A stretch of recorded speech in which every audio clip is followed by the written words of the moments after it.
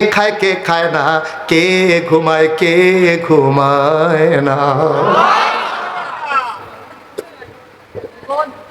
বুঝলাম তোমাদের উপর গেছে কই?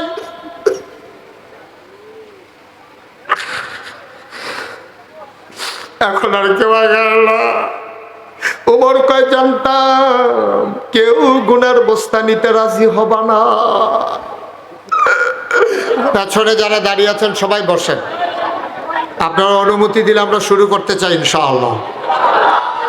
বলেন সুবহানাল্লাহ, বলেন আলহামদুলিল্লাহ, আল্লাহু আকবার।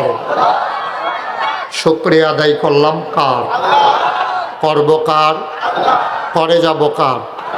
লস না লাভ? কম না বেশি? প্রমাণ আছে নাকি নাই? আমার আল্লাহ রাব্বুল আলামিন কোরআনুল কারীমে কত সুন্দর করে ওয়াজ করে দিলেন। আল্লাহ বলেন লা ইন শাকারতুম লা আযীদান্নাকুম। ও দুনিয়ার মানুষ, নিয়ামত পেয়ে যদি শুকরিয়া আদায় করবে, যেই নিয়ামত পেয়ে শুকরিয়া আদায় করবে, শুকরিয়া আদায়ের কারণে ওই নিয়ামত আমার আল্লাহ আরো বহুত গুণে বাড়াই দেবেন। বলেন সুবহানাল্লাহ। আমার আল্লাহ যা বলেন তা করেন নাকি করেন না? কম না বেশি বেশি? প্রমাণ আছে নাকি নাই? কোরআনুল কারীমে 30 পারায় সূরা বুরুজের শেষ অংশে আল্লাহ কত সুন্দর করে ওয়াজ করে দিলেন। আল্লাহ বলেন ফাআলুল লিমা ইউরিদ। আমার আল্লাহ এমন আল্লাহ, তার যা মন চায় ওই কাজটাকে আমার আল্লাহ বেশি বেশি করে দেন। বলেন সুবহানাল্লাহ। আমার আল্লাহ দুনিয়ার মানুষের মতো না। দুনিয়ার মানুষ বলে একটা করে আর একটা, ঠিক কিনা? অসুখে পড়লে একরকম, ভালো হয়ে গেলে আর এক রকম, বিপদে পড়লে একরকম, বিপদ দূর হয়ে গেলে আর এক রকম, নদী পার হওয়ার আগে একরকম, নদী পার হয়ে গেলে আর এক রকম, নির্বাচনে দাঁড়াইলে একরকম, পাশ করার পরে আর এক রকম, ঠিক কিনা? দুনিয়ার মানুষ মাহফিলে আসলে একরকম, মাহফিল থেকে বাড়িতে চলে গেলে আবার আরেক রকম।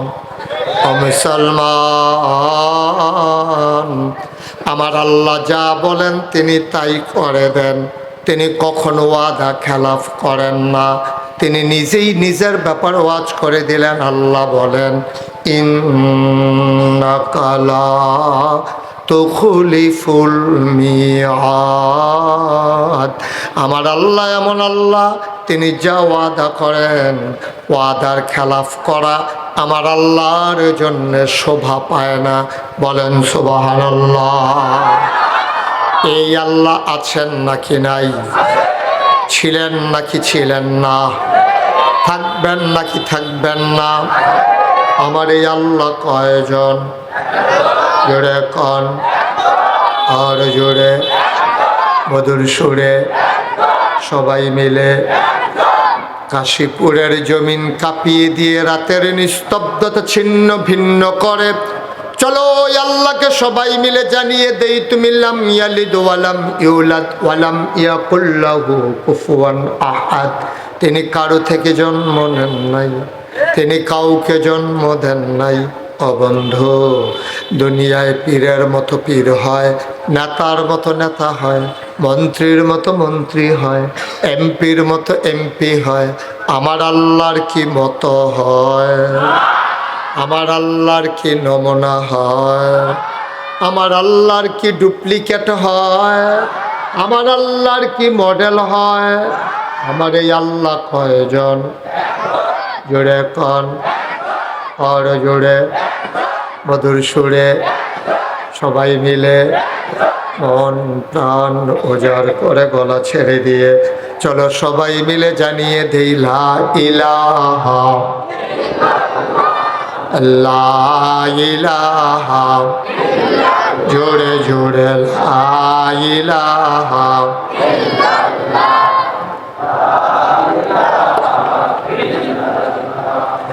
লা ইলাহা, লা ইলাহা, লা ইলাহা। আসমান জমিন গায়রুল্লাহ, পাহাড় পর্বত গায়রুল্লাহ। আসমান জমিন গায়রুল্লাহ, পাহাড় পর্বত গায়রুল্লাহ। শুধু তুমি মাবুদ এক আল্লাহ, লা ইলাহা ইল্লাল্লাহ, লা ইলাহা ইল্লাল্লাহ, লা ইলাহা।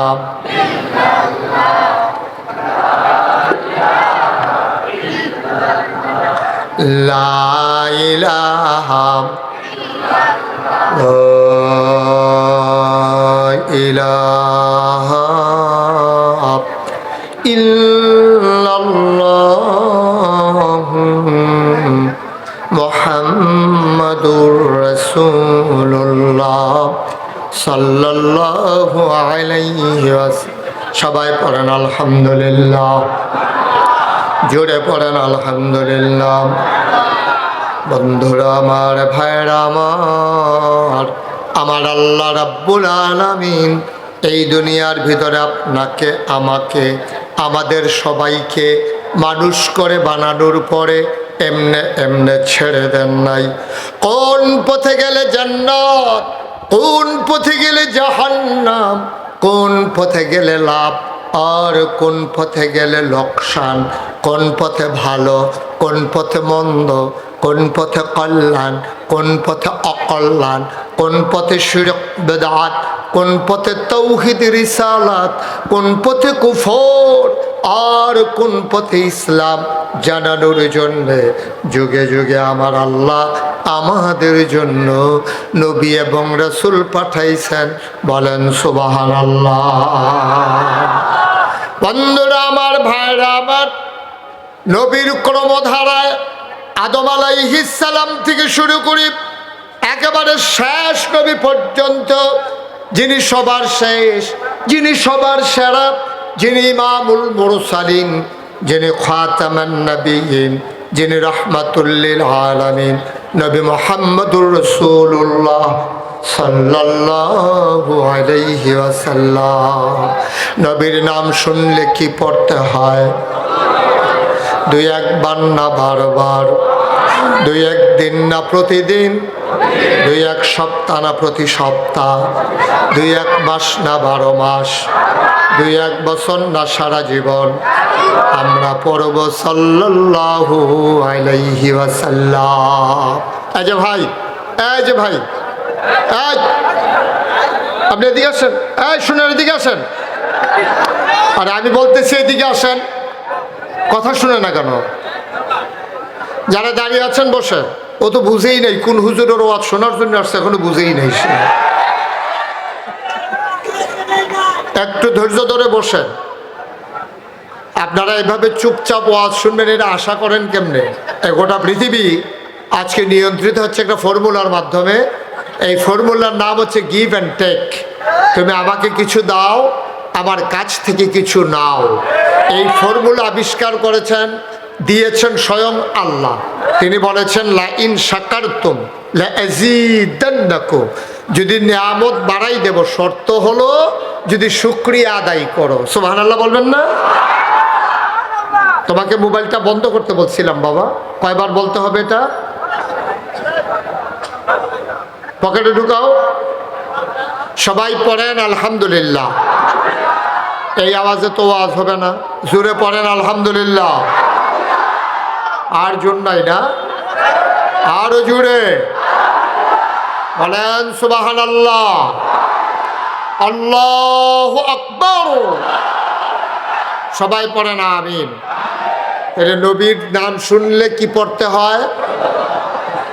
দুই একবার না বারবার, দুই একদিন না প্রতিদিন, দুই এক সপ্তাহ না প্রতি সপ্তাহ, দুই এক মাস না 12 মাস, দুই এক বছর না সারা জীবন আমরা পড়ব সাল্লাল্লাহু আলাইহি ওয়াসাল্লাম। ও মুসলমান, আমার আল্লাহ মানুষ বানালেন, মানুষ করে বানানোর পরে আপনাকে আমাকে এমনি এমনি ছেড়ে দেন নাই। কোন পথে গেলে জান্নাত, কোন পথে গেলে জাহান্নাম জানানোর জন্য যুগে যুগে নবী এবং রাসূল পাঠাইছেন।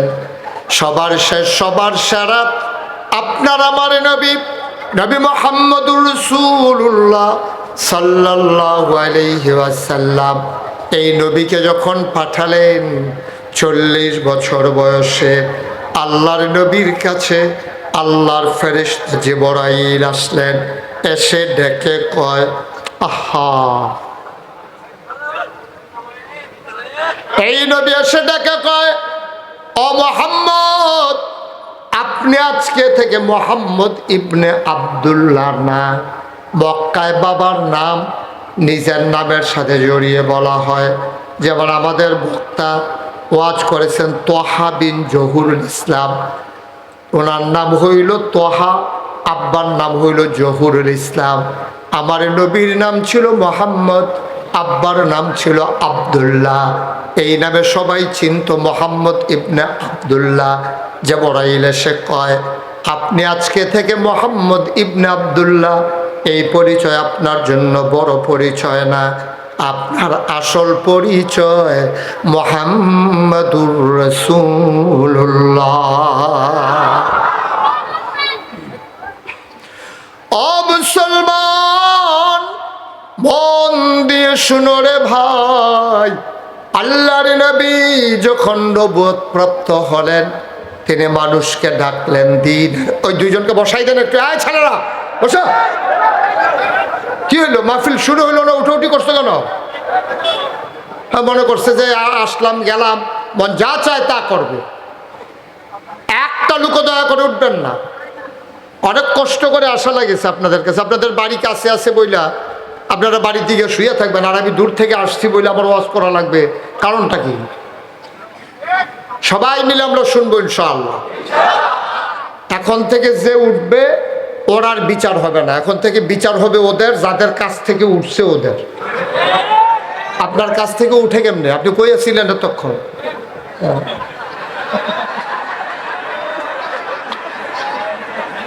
এখন তো দেখি রাশেদের বিচার করা লাগবে।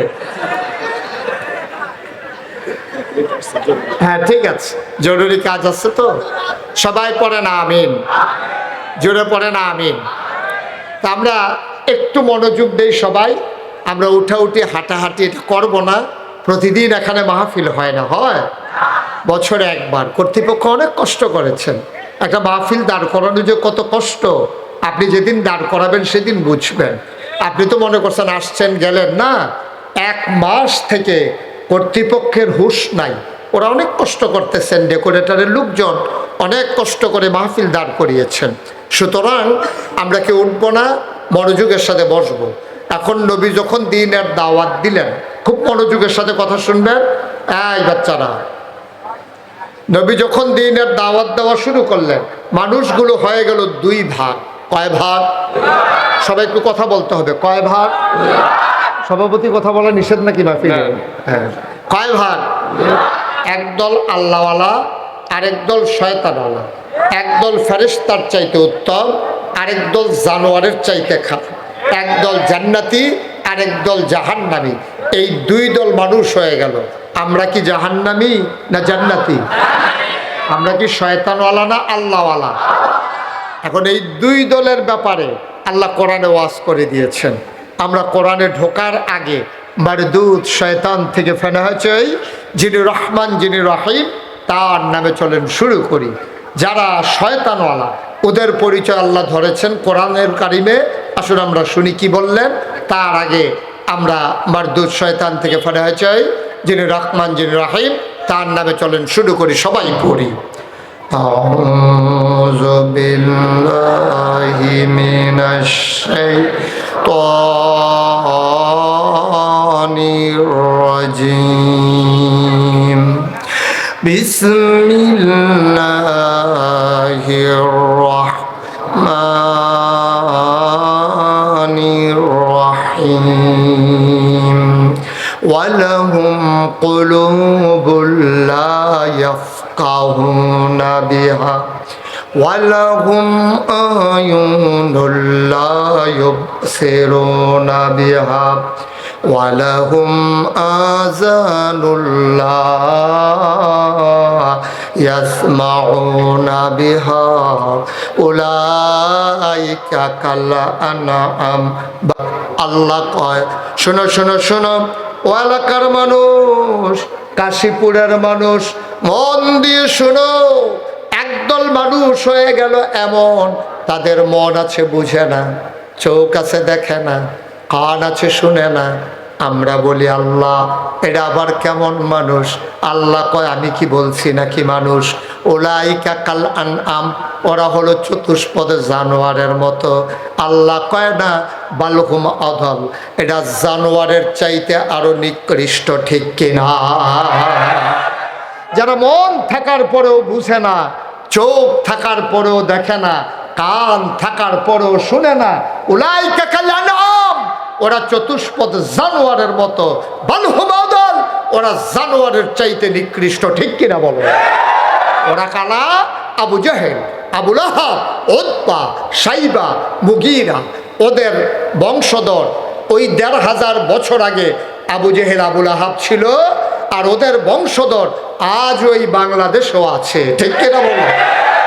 আরেক দল হলো জান্নাতি, যারা আল্লাহওয়ালা, তাদের পরিচয় আল্লাহ কয় রাদিয়াল্লাহু আনহুম ওয়া রাদু আনহু, তাদের ব্যাপারে আল্লাহ খুশি, আল্লাহর ব্যাপারে তারা খুশি।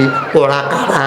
আবু বকর, ওমর, উসমান, আলী, তালহা, জুবায়ের, আব্দুর রহমান ইবনে আউফ, সাদ ইবনে রাবিয়া, আব্দুল্লাহ ইবনে আব্বাস, আব্দুর রহমান ইবনে আবু বকর। ওই মানুষগুলো আল্লাহ কয় রাদিয়াল্লাহু আনহুম ওয়া রাদু আনহু, তাদের ব্যাপারে আল্লাহ খুশি, আল্লাহর ব্যাপারে তারা খুশি।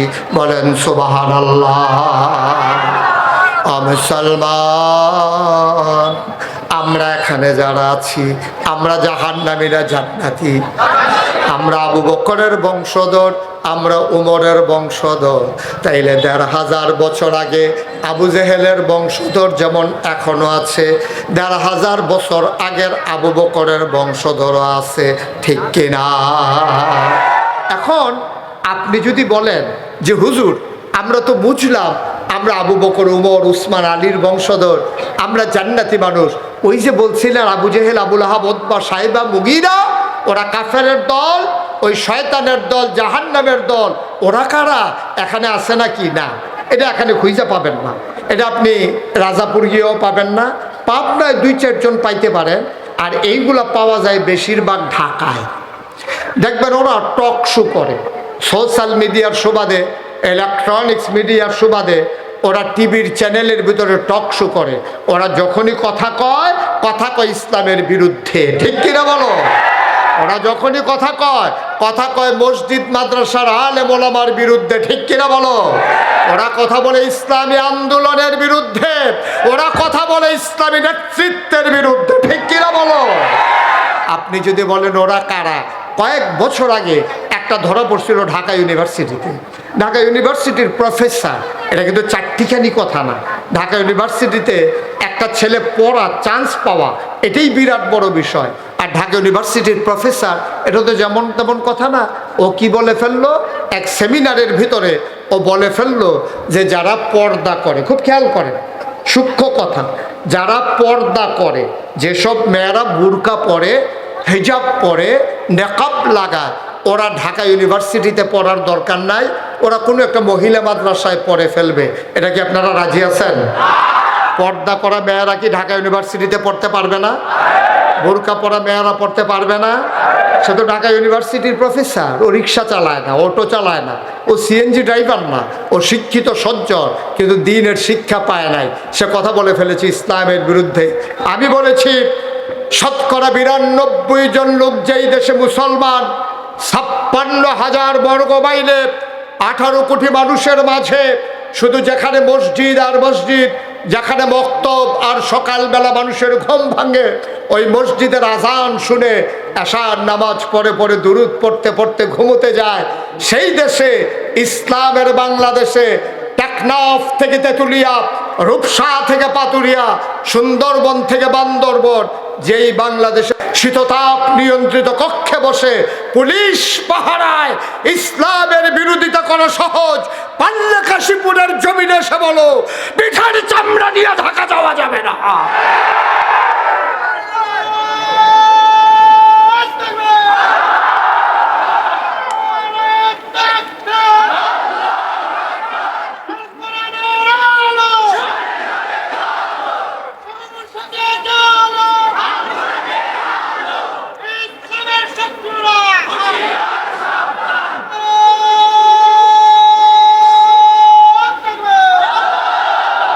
সবাই পড়ে না আমিন। তাহলে মানুষ হয়ে গেল কয় ভাগ? কথা কয় না, কয় ভাগ? একদল আল্লাহওয়ালা, আরেক দল শয়তানওয়ালা। দুই দলের পরিচয় জানার দরকার আছে নাকি নাই? আমরা দুই দলের পরিচয় জানবো ইনশাআল্লাহ। ওয়া মা তৌফিকি ইল্লা বিল্লাহ। আল্লাহ যেন কবুল করে, সবাই পড়ে আমিন। বন্ধুরা আমার, ভাইয়েরা আমার, গভীর মনোযোগ মন দিয়ে শুনতে হবে। মুসলমান, এই দুই দল মানুষ যাদের ভিতরে আল্লাহর ভয়, আল্লাহ তাবারক ওয়া তাআলা কোরআনুল কারীমে 21 পারায় সর্বশেষ সূরা সূরা হাজাব, যেখানে 73টা আয়াত 9টা রুকু, আল্লাহ শুরুতেই আল্লাহর নবীকে ডেকে বলেন, ইয়া আইয়ুহান নবী, হে নবী, আত্তাকিল্লাহ, আপনি ভয় পাবেন শুধুমাত্র, কেবলমাত্র, একমাত্র আমার আল্লাহকে। ঠিক কিনা? আমরা ভয় পাবো কারে? পুলিশ, র্যাব, গোয়েন্দা, দলীয় ক্যাডার। আমরা ভয় পাবো কারে?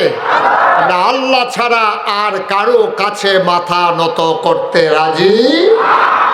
এই প্রমাণ 1,500 বছর আগে মানুষেরা দেখিয়েছেন। আল্লাহর নবী যখন দ্বীনের দাওয়াত দিলেন মক্কায়, 40 বছর বয়সে নবুয়ত প্রাপ্ত হয়ে 53 বছর বয়স পর্যন্ত নবী ছিলেন মক্কায়। তার জন্ম মক্কায়, তার শৈশব মক্কায়, তার কৈশোর মক্কায়, তার তারুণ্য মক্কায়, তার যৌবন মক্কায়। তিনি বিয়ে করলেন মক্কায়, নিজের বাড়ি মক্কায়, শ্বশুর বাড়ি মক্কায়, মেয়ে বিয়ে দিলেন মক্কায়, ব্যবসা করলেন মক্কায়, লেনদেন করলেন মক্কায়, 53 বছর বয়স কাটালেন মক্কায়, থাকতে পারলেন না মক্কায়। ঠিক কিনা? তিনি থাকতে পারেন নাই মক্কায়। কারণ ওই যে একটাই কারণ, ওই কাফেরেরা তাকে, নবীকে মক্কায় থাকতে দেন নাই। আল্লাহর নবী চলে গেলেন মদিনায়। মদিনার মানুষগুলো ফুলেল শুভেচ্ছা জানালেন। বাচ্চাগুলো রাস্তায় দাঁড়িয়ে দাঁড়িয়ে নবীর গায়ের ভিতরে ফুল ছিটিয়ে দিলেন, কবিতা আবৃত্তি করলেন। তলা আল বদরু আলাইনা মিন সানিয়াতিল বিদা ওয়াজাবা শুকরু আলাইনা মাদালিল্লাহিদা। সুবহানাল্লাহ বলবেন না? কোন জায়গায় সুবহানাল্লাহ বলা লাগে আপনাদের আন্দাজ আছে না? আমার জন্য অপেক্ষা করার দরকার নাই। সুবহানাল্লাহর জায়গা আসলে আপনারা আওয়াজ করে বলে দেবেন ইনশাআল্লাহ। বলেন সুবহানাল্লাহ, জুড়ে বলেন সুবহানাল্লাহ। আল্লাহর নবী চলে গেলেন মদিনায়। কাফেররা সইতে পারল না। মদিনায় যদি ইসলাম শিকড় গেড়ে ফেলে, তাইলে মক্কায় আর আবার তারা আক্রমণ করবে। একদিন সেই সেই স্রোত চলে আসবে মক্কায়, আমরা টিকে থাকতে পারবো না। নবী যখন চলে গেলেন মদিনায়, মক্কার কাফেরেরা দারুন না দোয়ায় মিটিং বসে গেল। সিদ্ধান্ত হলো তাকে আর মক্কায়ও বাড়তে দেওয়া হবে না। যেই কথা সেই কাজ। শুরু হলো তালিকা করা। সুঠাম দেহের অধিকারী, যৌবনদীপ্ত প্রাণ, প্রশিক্ষিত, অস্ত্রে শস্ত্রে সজ্জিত তালিকা করা হলো 1000 মানুষের। কয় হাজার? কথা কয় না, কয় হাজার? যেটা প্রশ্ন করি আওয়াজ দিবেন জোর করে, যেন আর বলা না লাগে। কয় হাজার? দুর্বল না সবল? সবল। 1000 প্রশিক্ষিত, বর্ম পরিহিত, তীর ধনুক বেষ্টিত, খাপের ভিতরে তরবারি, হাতের ভিতরে বর্ষা, আর এক হাতে ডাল নিয়ে 1000 প্রশিক্ষিত সৈনিক তারা নাম লেখালেন। এই খবর গোয়েন্দা মারফত চলে আসলো মদিনায়। নবীজি বসে আছেন, তখন ওনাকে এসে বলা হলো, ইয়া রাসূলুল্লাহ, ইয়া হাবিব আল্লাহ, আপনি কি শুনেছেন মক্কায় 1000 লোক দলবদ্ধ হয়ে মদিনায় আক্রমণ করার জন্য প্রস্তুত হচ্ছেন? আল্লাহর নবী মসজিদের মিম্বারে বসে কাঁদতেছেন। সুবহানাল্লাহ বলবেন না? আবু বকর নবীর পরম বন্ধু, পরম প্রিয় সাহাবা। আবু বকর সিদ্দিক ছিলেন নম্র ভদ্র মানুষ, তিনি এত উত্তেজিত মানুষ ছিলেন না। আবু বকর সিদ্দিক গিয়ে বললেন, ইয়া রাসূলুল্লাহ, ইয়া হাবিব আল্লাহ, সারাটা জীবন আপনি মক্কায় কেঁদেছেন, অত্যাচার সয়েছেন, মৃত্যুর মুখোমুখি হয়েছেন, চলে আসলেন মদিনায়। আজও যদি আপনি কাঁদেন, তাইলে আমরা কেন মক্কা ছেড়ে মদিনায় আসলাম? আপনি কাঁদেন কেন? আর কত কাঁদবেন? আল্লাহর নবী বললেন, আবু বকর রে, খবর এসেছে মক্কার মানুষগুলো নাকি আক্রমণ করবে মদিনায়। আবু বকরের মতো নরম মানুষটা বলে দিলেন, ইয়া রাসূলুল্লাহ, ইয়া হাবিব আল্লাহ, চিন্তা করবেন না, শান্তির জন্য ব্যবসা ফেলে, বাড়িঘর ছেলে, বিবি বাচ্চা ফেলে চলে আসলাম মদিনায়। মক্কায় আমি আবু বকরের ব্যবসা ছিল, সম্পদের অভাব ছিল না, সব ছেড়ে দিলাম শান্তির লক্ষ্যে। ওরা যখন এখানে এসে আক্রমণ করতে চায়, আপনি শুধু অনুমতি দেন, আর তাদেরকে ছেড়ে দেওয়া হবে না। আবু বকর কি গরম নাকি নরম? নরম। আবু বকর খেপে গেলেন। আর গরম উমর তো এখনো ইনট্যাক রয়ে গেলে। আবু বকর যদি এরকম কয়, ওমর কেমন বলবে আবার চিন্তা করেন। ওমর বলতেছে, ইয়া রাসূলুল্লাহ, ঘটনা কি বলেন তো আমাকে। ওরা আসতে চায় আক্রমণ করতে। ওমর বললেন, আসতে বললেন, ওদেরকে বলেন আসতে, অনেক খেলা হয়েছে, আর খেলার সুযোগ নেই, ওদেরকে আসতে বলে, এবার ফায়সালা হবে ময়দানে। ঠিক কিনা বলেন? পিঠ দেয়ালে ঠেকে গেছে, আসতে বলেন। আল্লাহর নবী বললেন, কাফেররা তো আসবেই, এবার তোমরা যারা যুদ্ধে যেতে চাও তালিকা করো। অসহায়, দুর্বল, এক বেলা খাইলে আরেক বেলা খাবার নাই, একটা লুঙ্গি ভিজিয়ে সবাই মিলে গোসল করে, বাতাস আসলে গাছের সাথে ধরে দাঁড়াই থাকা লাগে, এমন দুর্বল মানুষগুলো নাম লেখালেন 313 জন। 300। একটু সহযোগিতা করতে হবে আমাকে। আপনার কি মন খারাপ? না, মন খারাপ হবে। হ্যাঁ, তাহলে একটু আওয়াজ করে বললেন। কতজন? রাশেদ ভাই, কি এত দায়িত্বের দরকারটা কি? এখন শুধু কথা শুনেন, দায়িত্ব আবার মাহফিলের পরে 3 দিন পালন করবেন। কয়জন? কথা বলে কয়জন? 313 জন যখন নাম লেখালেন, নবী বললেন, ঠিক আছে বুঝলাম, সবাই মিলে তোমরা মুহাজির আনসার, মক্কা থেকে যারা এসেছো, মদিনায় যারা আছো, তোমরা সবাই মিলে যুদ্ধ করবে। এটা বুঝলাম, অস্ত্র পাবো কই? মদিনার সাহাবারা দাঁড়ালেন, বললেন, ইয়া রাসূলুল্লাহ, অস্ত্র সাপ্লাই দেব আমরা মদিনার মানুষেরা। সুবহানাল্লাহ বলবেন না? কারণ মক্কার মানুষ তো কিছু আনতে পারে নাই, আমরাই দেবো। এখন বাড়িতে গেছে দৌড়াইয়া, গিয়ে দেখে যে খাটের নিচে তরবারি পড়ে আছে, 2 টুকরা হয়ে গেছে। সাহাবারা বলতেছে, নাই তরবারিটা কই? আছে তো এখানেই। দেখে যে বাচ্চারা খেলতে খেলতে 2 টুকরা করে ফেলছে। বর্ষা আছে, বাট নাই, তরবারি আছে 2 টুকরা। এইরকম জিনিসপত্র নিয়ে সবাই না নবীর সামনে দিচ্ছে। নবী বলতেছেন, এগুলা কি? অস্ত্র। এই অস্ত্র দিয়ে তোমরা যুদ্ধ করবা? কই, ইয়া রাসূলুল্লাহ, আপনি শুধু অনুমতি দেবেন, তারপরে দেখবেন ময়দানে কি দাঁড়ায়। সুবহানাল্লাহ বলবেন না? সবাই লাইন ধরে দাঁড়িয়ে গেলেন। 313 জন সাহাবা, নবী একজন একজন করে অস্ত্র দেওয়া শুরু করলেন। 312 জনকে অস্ত্র দেওয়া হলো। অস্ত্র শেষ হয়ে গেল, মানুষ বাকি রইল কয়জন? ওই সাহাবা এসে বলতেছে, ইয়া রাসূলুল্লাহ, ইয়া হাবিব আল্লাহ, আমারও তো তালিকায় নাম আছে, আপনি সবাইকে অস্ত্র দিলেন, আমার অস্ত্র কই? নবীজি বললেন, তুমি দেখো না অস্ত্র শেষ হয়ে গেছে। আমার তো দেখার দরকার নাই, ওরা যুদ্ধ করবে, আমিও তো করব, আমারও অস্ত্র লাগবে, আমারও নাম আছে তালিকায়, তো আমারও নাম আছে, তা আমি অস্ত্র লাগবে না আমার, আমি যুদ্ধ করবো না, অস্ত্র দেন। নবীজি বললেন, বিরক্ত করবা না, অস্ত্র নাই দেব কোত্থেকে? সাহাবা আবার চোখের পানি ছেড়ে দিয়ে কাঁদলেন, ডাক দিয়া কয়, নবী আমার, আপনি একটা কিছু দিলেই তো আমি সান্ত্বনা পেয়ে যাই, আপনি কিছু একটা দেন, এইটাই আমার অস্ত্র। আল্লাহর নবী তাকিয়ে দেখলেন মরুভূমির মাঝে মরা একটা খেজুরের ডাল পড়ে আছে। আল্লাহর নবী উঠে গিয়ে খেজুরের ডালটা দিলেন, বললেন, এই নাও, এটাই তোমার অস্ত্র।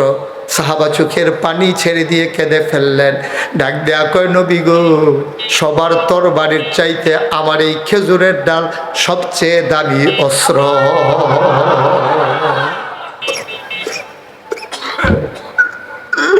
এটা আপনি আলাদা করে দিয়েছেন, এটা আমাকে আলাদা করে আপনি দিয়েছেন, আপনি নিজে টোকাই না আমার হাতে দিচ্ছেন, এটা অনেক দামি অস্ত্র নবী, আমার আর অস্ত্র লাগবে না, আপনি যেটা দিয়েছেন এইটাই আমার জন্য অনেক দামি। ও মুসলমান, পুরো যুদ্ধের কাহিনী বলা আমার উদ্দেশ্য না। আবার বদরের প্রান্তরে এক হয়ে গেলেন সবাই। নবীজি সারাটা রাত তিনি কাঁদলেন। সাহাবারা কয়, হাত উঠাতে উঠাতে নবী এত উপরে উঠাই ফেললেন, আমরা নবীর হাতের নিচের সাদা অংশ পর্যন্ত দেখে ফেললাম। উনি অজুরে কাঁদতেছিলেন। আবু বকর গিয়ে বললেন, ইয়া রাসূলুল্লাহ, ইয়া হাবিবাল্লাহ, আপনি আর কাঁদবেন না, আপনার কান্নার দরকার নাই। আমরা বনি ইসরাইলের নবীর উম্মতের মতো না, আমরা মুসা নবীর উম্মতের মতো না। মুসা নবীর উম্মতেরা বলেছিল, তুমি আর তোমার আল্লাহ গিয়ে যুদ্ধ করো। খোদার কসম, আমরা যারা আপনার উম্মত, গায়ের ভিতরে যতক্ষণ এক ফোঁটা রক্ত থাকবে, দেহে যতক্ষণ থাকবে প্রাণ, আমরা এই বদরের প্রান্তর ছেড়ে যাব না। আপনি আর কাঁদবেন না। আল্লাহর নবী দোয়া করলেন, যুদ্ধের দামামা বেজে উঠল। মক্কার বীর পুরুষ কাফের সর্দার, তৎকালীন জমানায় জগৎ বিখ্যাত বীর, তিনি ঘোড়ায় চড়ে ময়দানে আসলেন, হাতের ভিতরে তরবারি, ঢাল এক হাতে নিয়ে তিনি যুদ্ধের ময়দানে এসে হাজির হলেন। তিনি ডাকলেন, ও মুহাম্মদ। কি বলতে হবে? হায় হায়, ও মুহাম্মদ, তুমি কেমন মানুষ, নিজের দেশের মানুষের বিরুদ্ধে অস্ত্র ধরার জন্য এসেছো? তুমি কেমন মানুষ, কার বিরুদ্ধে অস্ত্র ধরতে চাও? আমরা যারা তোমাকে তিল তিল করে বড় করেছি, তোমার আব্বা ছিল না 6 বছর বয়সে, আম্মা এন্তেকাল করেছেন, আর আজকে তুমি আমাদের বিরুদ্ধে অস্ত্র ধরতে চাও?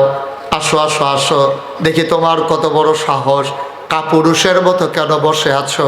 হযরত আলী তখন মাত্র 21 বছরের যুবক। হযরত আলী গিয়া বললেন, ইয়া রাসূলুল্লাহ, ইয়া হাবিবাল্লাহ, আপনি আমাকে অনুমতি দেন। ওই মানুষটা আপনারে কাপুরুষ বলে, ওই দেহের ভিতরে আগুন ধরে গেছে, আপনি আমাকে অনুমতি দেন। আল্লাহ নবী বললেন, চুপ করে থাকো, তুমি ওরে চিনো নাই, ও সাংঘাতিক বীর পুরুষ। মক্কার ভাইরা বাচ্চাদেরকে ঘুম পাড়ায় তার ভয় দেখাইয়া, সুতরাং তুমি যাইতে পারবা না, বসো। আলী বসে গেলেন। কিছুক্ষণ পরে ওই সিংহ পুরুষ ডাক দিয়া কয়, মুহাম্মদ, যদি এতই কাপুরুষ হও, চলে যাও মদিনায়, আমরা তোমাকে পিছু ধাওয়া করব না। ইয়া রাসূলুল্লাহ, আপনারে বলে মদিনায় চলে যাওয়ার জন্য। আল্লাহর নবীকে আলী অনুমতি চাইলেন, ও নবী আমার, অনুমতি দিলে আমি যুদ্ধের ময়দানে চলে যেতে চাই। আল্লাহর নবী বললেন, চুপ থামো, তুমি এখনো বুঝো নাই কে কথা বলতেছে। মক্কার কোনো বীর পুরুষ তার সামনে দাঁড়ানোর সাহস করে না। 3 নম্বরে এবার সে বলল, মুহাম্মদ, যদি এতই তোমার ভয় লাগে, তাহলে মেয়েদের মতো চুরি পরে তাঁবুর ভিতরে বসে থাকো, আমরা আক্রমণ করব না। এবার আলী নবীজির হাতে গিয়ে খপ করে ধরলেন, বললেন, ইয়া রাসূলুল্লাহ, ও আপনাকে বলে আপনি নাকি মহিলার মতো কাচের চুড়ি হাতে পরে রাখার জন্য। নবী আমার, আপনি অনুমতি দেন। খোদার কসম, আমার মন সাক্ষী দিয়েছে, আমি এই লোকটাকে যত বড় বীর পুরুষ হোক আবার তরবারির আঘাতে আমি দেহ থেকে তার কল্লাকে আলাদা করার ক্ষমতা রাখি। আপনি অনুমতি দেন, আপনি দয়া করে আমাকে অনুমতি দেন, দোয়া করে দেন। আল্লাহর নবী আলীর দিকে তাকালেন, আলীর চোখের ভিতরে মনে হয় আগুন জ্বলতেছে। আল্লাহর নবী কাছে টেনে আনলেন, বুকের সাথে জড়িয়ে ধরলেন, পিঠ চাপড়ে দিয়ে বললেন, যাও ফি আমানিল্লাহ, আল্লাহর কাছে তোমার সোপর্দ করে দিলাম। আলী মাঠে গেলেন, বীর পুরুষ। আলীকে দেখে ঘোড়ার পিঠ থেকে নামলেন, ডাক দিয়া কয়, তুমি কে? আমার নাম আলী। কয়, তোমার আব্বার নাম কি? আমার আব্বার নাম আবু তালেব। আবার বীর পুরুষ বলতেছে, বুঝেছি, তুমি তালেব ভাই সাহেবের ছেলে, ওনার সাথে আমার বড় বন্ধুত্ব। আমি তো তোমার সাথে যুদ্ধ করব না, কারণ আমি তোমার চাচা, তুমি আমার ভাতিজা। আলী মুচকি হেসে কয়, চাচা আপনি বোধহয় বুঝেন নাই কোন জায়গায় এসেছেন। এখানে কে চাচা কে ভাতিজা এটা প্রমাণের জন্য আমরা আসি নাই। আজকে বদরের প্রান্তরে প্রমাণ হবে কে মুসলমান কে কাফের।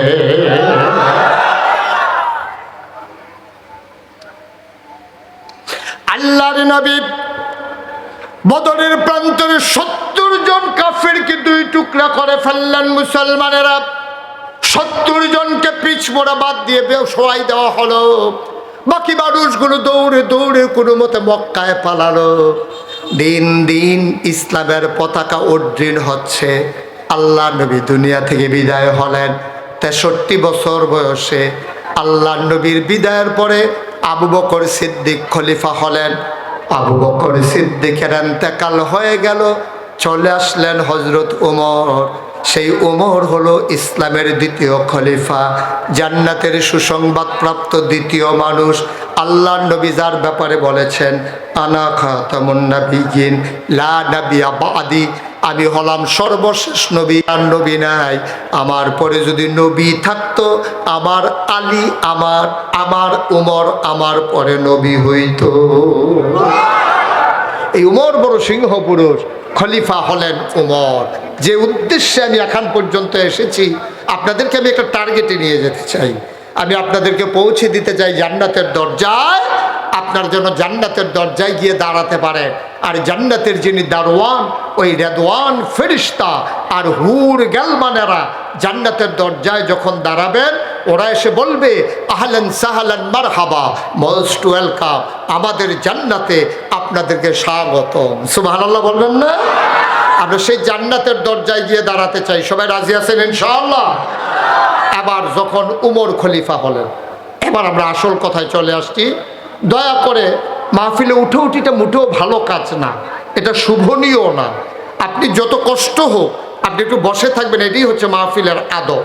এবার আলী রাদিয়াল্লাহু তাআলা আনহু, খুব মনোযোগের সাথে শুনতে হবে, হযরত উমর রাদিয়াল্লাহু তাআলা ইসলামের দ্বিতীয় খলিফা হলেন। কয় নাম্বার খলিফা? দ্বিতীয়, 2 নাম্বার। দ্বিতীয় খলিফা হলেন হযরত উমর। সুবহানাল্লাহ বলবেন না? উমর যখন খলিফা হলেন, আজকে তো আমাদের দেশে নেতা হওয়ার জন্য কত পেরেশানি না?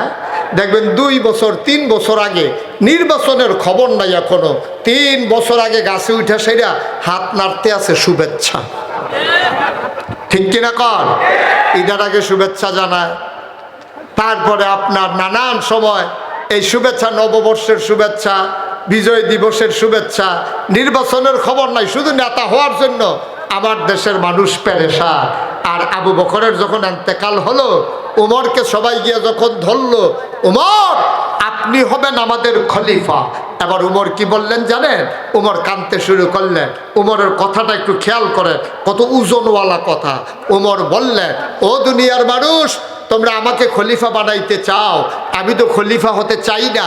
কারণ আমার দেশের ভিতরে আমার শাসনামলে ফুরাত নদীর তীরে একটা কুকুর যদি না খেয়ে মারা যায়, ওই কুকুরটা কিয়ামতের ময়দানে আমাকে যদি হাসরের ময়দানে বিচারের কাঠগড়ায় দাঁড় করায়, সেই দিন আমি কি জবাব দেব?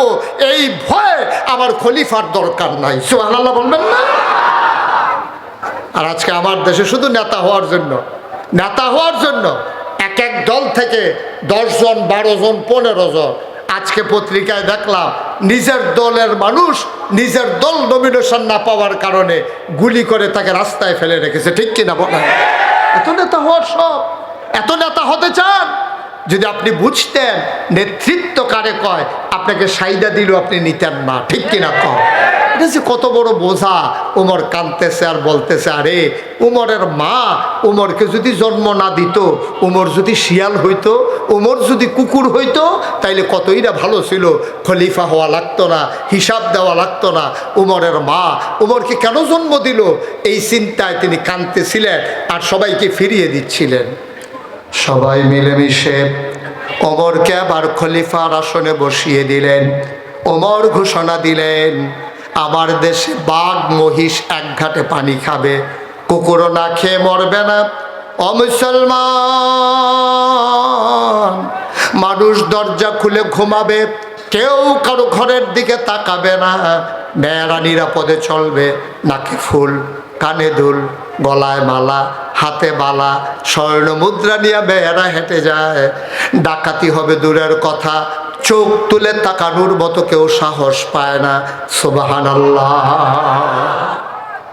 সবাই ওমরের এই সুফল যখন ভোগ করলো, এখন কথাটা তো আর এই জায়গায় থাকে নাই। মনে করেন আমি আসছি কুমিল্লা থেকে আপনাদের কাশীপুরে, আমি আইসা দেখলাম আপনাদের মানুষগুলো দরজা খুলে ঘুমায়, কোনো চুরের ভয় নাই, মহিলারা রাতের বেলা হাঁটতেছে, স্বর্ণালঙ্কার পরে, চুরি ডাকাতির কোনো ভয় নাই, দরজা খুলে ঘুমায়, কোনো চিন্তা নাই, কারো সম্পদ কেউ লুণ্ঠন করে না, কেউ কারোর উপরে আঘাত করে না, কোনো বিশৃঙ্খলা নাই, সবাই মিলে আনন্দে আছে, রাত জেগে ঘুরতেছে, কোনো ভয় নাই, চুরি নাই, ডাকাতি নাই।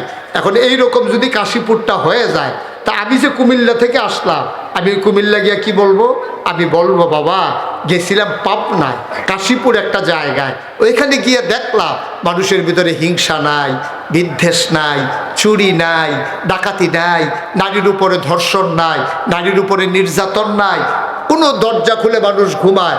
আর এখন তো দরজা খুইলে ঘুমাবে দূরের কথা, জানালা খুইলে ঘুমাইছে, ওই জানালা দিয়া হাতাইয়া মোবাইল নিয়ে চলে গেছে, ঠিক কিনা কন?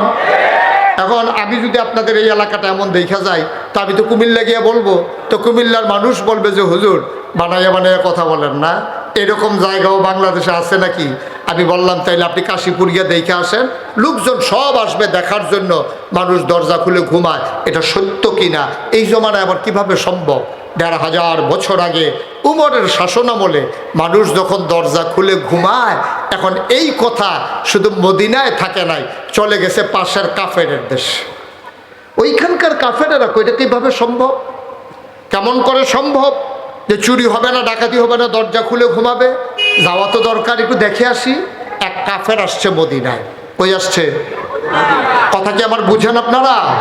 কোথায় আসছে? মদিনায় এক কাফের আইসা একজন লোকের সাথে দেখা হয়েছে, বুড়ো এক মুরব্বীর সাথে। ও মুরব্বী তো বলা যাবে না, না? আচ্ছা, বুড়ো এক মানুষের সাথে দেখা হয়েছে, বয়স্ক এক মানুষের সাথে। দেখে বলতেছে, ভাই আপনার বাড়ি কি এই দেশে? হ্যাঁ, আমার বাড়ি এই দেশে। এই দেশের যে প্রেসিডেন্ট, উনি কই বলতে পারবেন? কই কি বললা? প্রেসিডেন্ট? আমার দেশে কোনো প্রেসিডেন্ট নাই। তাইলে কি প্রধানমন্ত্রী? কয় না, প্রধানমন্ত্রীও নাই। বিদেশি মেহমান মদিনার মুসলমানকে জিজ্ঞেস করতেছে, তাইলে আপনাদের দেশে কি রাজা? কয় না, রাজাও নাই। তাইলে কি বাদশাহ? কয় না, বাদশাও নাই। তখন বিদেশি মেহমান করে, আজব কারবার তো, এই দেশের প্রেসিডেন্টও নাই, প্রধানমন্ত্রীও নাই, রাজাও নাই, বাদশাও নাই, তাইলে এই দেশ চালায় কে? আবার বিদেশি মুসলমান কয়, ভাই আপনাদের দেশটা তাইলে চালায় কে? মদিনার মুসলমান মুচকি হেসে কয়, তো এটা বললেই তো হয়, তুমি বলো প্রেসিডেন্ট, প্রধানমন্ত্রী, রাজা, বাদশাহ, এই শব্দ আমাদের নাই। আমাদের যে দেশ চালায় তার নাম হলো ওমর, আর তার পরিচয় হলো তিনি মুসলমানের খাদেম। সুবহানাল্লাহ বলবেন না? তিনি মুসলমানের কি? কথা করা কি? মদিনার মুসলমান।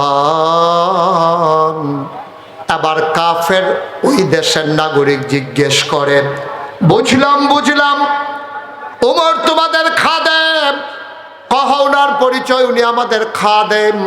আর আমরা বলি আমিরুল মুমিনিন, খলিফাতুল মুসলিমিন, তিনি আমাদের খাদেম।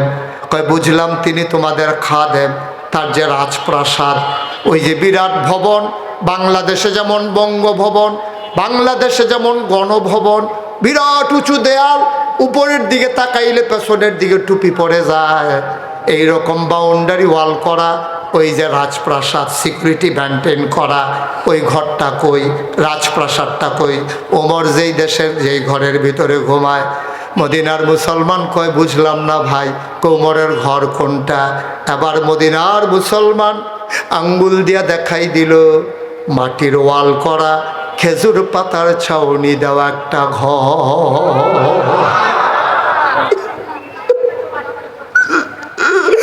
বানানো কোনো গল্প না, মুখরোচক কোনো ইতিহাস না। কাশীপুরের মানুষ আজকে বাস্তব ঘটনা শুনে যাও। মাটির ওয়াল করা, খেজুর পাতার ছাউনি দেওয়া একটা ঘর। বিদেশি মেহমান কয় এইটাই বুঝি তোমাদের ওমরের ঘর? কয় হ।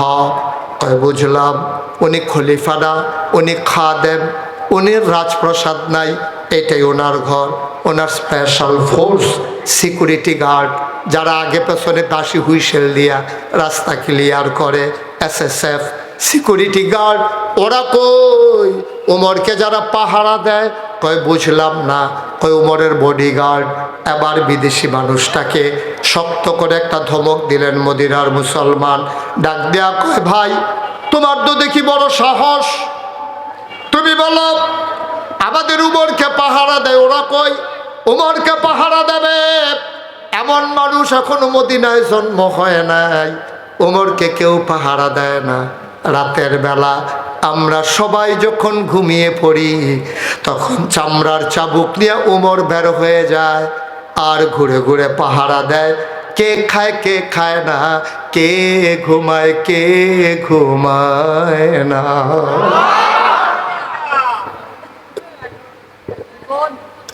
বুঝলাম বুঝলাম, তোমাদের উমর গেছে কই? আবার মদিনার মুসলমান আঙ্গুল দিয়ে দেখাই দিলেন। একটু আগে দেখেছি পাহাড়ের দিকে হেঁটে গেছেন, ওই দিকে খোঁজ নাও। বিদেশি মেহমান পাহাড়ের দিকে হাঁটলেন। কিছু দূর যাওয়ার পরে দেখেন পাহাড়ের কিনারে একটা খেজুর গাছ। কি গাছ? খেজুর গাছ। দুপুর বেলা ছোট্ট একটা ছায়ার ভিতরে, মরুভূমির বালুর মাঝে, কোনো বিছানা নাই, কোনো চাদর নাই, কোনো তুষক নাই, কোনো বালিশ নাই। ছোট্ট ছায়া, অর্ধেকটা রোদে অর্ধেকটা ছায়ায় একটা মানুষ মাথার নিচে হাত দিয়া নাক ডাইকে একটা মানুষ ঘুমাইতেছে। আর একটা বাঘ। কি কি? একটা বাঘ ওই ঘুমন্ত মানুষটার মাথার কাছে বসে বসে লেজ দিয়া মশা আর মাছি তাড়াইতেছে। বিদেশি মেহমান এক কদম আগায়, দুই কদম পিছায়। ও বুঝছে এটা বোধহয় ওনার গৃহপালিত বাঘ, ওনারে বোধহয় এটারে বাঘটা চাইয়া রাখে, বাঘেরও উনি চাইয়া রাখে, খাবার টাবার দেয়। তা আমারে তো আর বাঘ চিনবে না, দৌড়ান যে একটা দেবে, এটা তো সত্য। সুতরাং আমি আগে আগে রাস্তা ক্লিয়ার করে দৌড় দেওয়ার জন্য রেডি থাকি। উনি এক কদম আগায়, দুই কদম পিছায়। বাঘটা বুঝছে আরে এই মানুষটা বোধহয় ঘুমন্ত মানুষটার সাথে দেখা করতে চায়। এবার বাঘ দুই পায়ের মাঝ দিয়া লেজ ঢুকাইয়া আস্তে করে জঙ্গলের দিকে রওনা করেছে। বিদেশি মেহমান ওই ঘুমন্ত মানুষটার মাথার কাছে গিয়া দাঁড়াইছে। সুবহানাল্লাহ বলবেন না? ঘুমন্ত মানুষটার ঘুম ভেঙে গেল। তিনি এবার ঘুমন্ত মানুষটার যখন ঘুম ভেঙে গেল, তিনি উঠলেন, গায়ের বালুগুলো তিনি ঝাড়লেন। তিনি মুচকি হেসে বললেন, ভাই তোমারে তো আমি চিনি না, এই দেশের সব মানুষরা তো আমি চিনি, তুমি কে? কয় আমার বাড়ি এই দেশে না, আমি বিদেশ থেকে এসেছি, কাফেরের দেশ থেকে আমি এসেছিলাম মদিনা সুন্দর দেশ দেখার জন্যে। আমি খুঁজতেছিলাম অর্ধ পৃথিবীর প্রেসিডেন্ট, আমিরুল মুমিনিন, খলিফাতুল মুসলিমিন, জান্নাতের সুসংবাদপ্রাপ্ত দ্বিতীয় মানুষ, যার ব্যাপারে নবী বলেছেন আমার পরে নবী নাই, আমার পরে যদি নবী থাকতো রে তুই উমর নবী হইতি। ওই মানুষটা উমরকে একটু দেখতে আসছিলাম, বলতে পারবেন নাকি উমর কই? আবার বালি থেকে ওঠা মানুষটা, ঘুম থেকে জাগা মানুষটা গায়ের বালিগুলো ঝেড়ে মুচকি হেসে কয়, তুমি যেই উমরকে তালাশ করো আমি সেই উমর। ইসলাম, ইসলাম কারে কয়? ইসলাম কারে কয়? আর আজকে আমার দেশে বাংলাদেশের মানুষের মাথা বিক্রি করে, ওদের ভোট নিয়ে রাজনীতি করে, মন্ত্রী হয়, এমপি হয়, রাজনীতি করে, বাংলাদেশে সেকেন্ড হোম বানায় মালয়েশিয়ার কানাডা গিয়া। ঠিক কিনা বলো? আমি বলেছি যারা বাংলাদেশে রাজনীতি করে, বাংলাদেশে চিকিৎসা করাতে চায় না, চলে যায় সিঙ্গাপুরে, চলে যায় আমেরিকায়, ব্রিটেনে, বাংলাদেশে তাদের রাজনীতি করার অধিকার নাই। যারা বাংলাদেশে রাজনীতি করে সেকেন্ড হোম বানায় মালয়েশিয়ায়, বাংলাদেশে রাজনীতি করে সেকেন্ড হোম বানায় কানাডায়, বাংলাদেশে রাজনীতি করে বাংলাদেশের টাকাগুলো পাচার করে দেয় বিদেশে, এই রকম নেতা বাংলার মানুষ আর দেখতে চায় না। ঠিক কিনা? আমরা সেই নেতা দেখতে চাই যারা আমাদের ভিতরে কাদায় মাখামাখি করে, আমাদেরকে জড়িয়ে ধরবে, সুখে দুঃখে আমাদের পাশে দাঁড়াবে, দ্বীনের কথা শোনাবে, দ্বীনের পথে এগিয়ে নিয়ে যাবে, দ্বীনের প্রয়োজনে জীবন বাজি রাখবে। ঠিক কিনা বলো?